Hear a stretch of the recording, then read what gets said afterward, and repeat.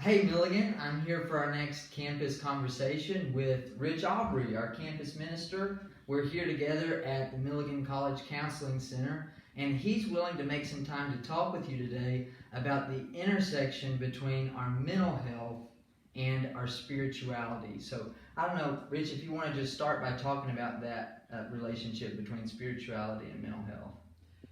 I've always believed that one of the reasons Jesus became a human being was to communicate to us that God places value on the entire human being, on the physical aspect of being a human being, certainly on the spiritual aspect of being a human being, but on the mental and emotional part of being a human being.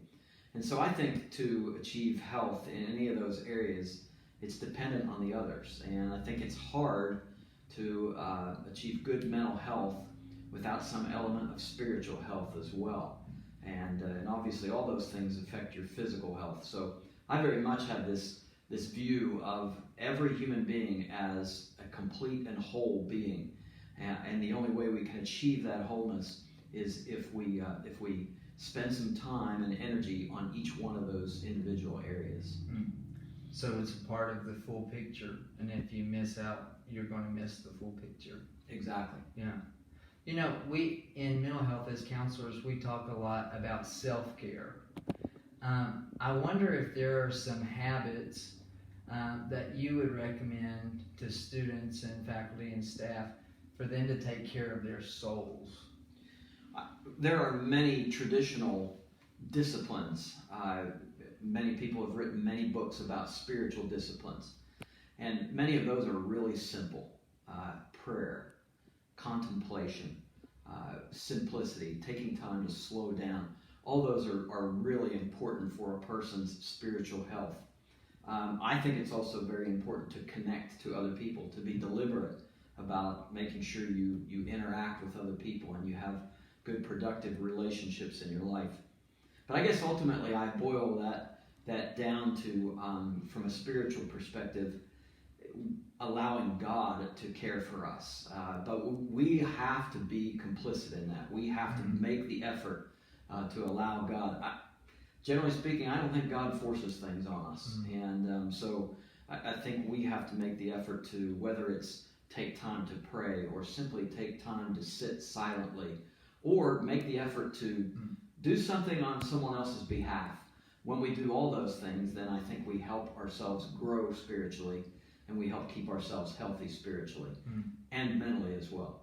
So we can care for our soul by making space for God to care for our souls. Definitely. Great. Thank you. I wonder, for students and folks who might be watching or listening to us, what are resources on campus that would support their own spiritual health and thriving? Well, one of the things I love about Milligan is that we have so many informal sources of help in all areas of your life. I think, first of all, I know it was my experience when I was a student here. It's been my experience as an employee here. Virtually any staff or faculty member are willing to help you in any way they can by just having a positive relationship. And so sometimes it's just seeking out the mentorship of a faculty member, maybe someone in your major or someone with whom you just have a natural rapport.